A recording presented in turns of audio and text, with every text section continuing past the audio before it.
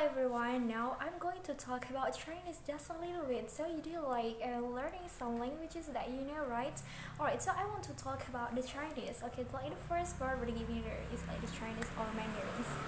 Alright, hello, 大家好，你好吗？我是Lina，我谢谢，我是印度尼西亚人，我今年21岁了，我住在加兰市，我是英语学人非常。你明白了吗？我非常喜欢学习外语，例如西班牙语、黑语、念外语。我喜欢他们的外语。以后我想考学习念去进大学，去小学，我的全部入学。如果我有错误，谢谢你，好见。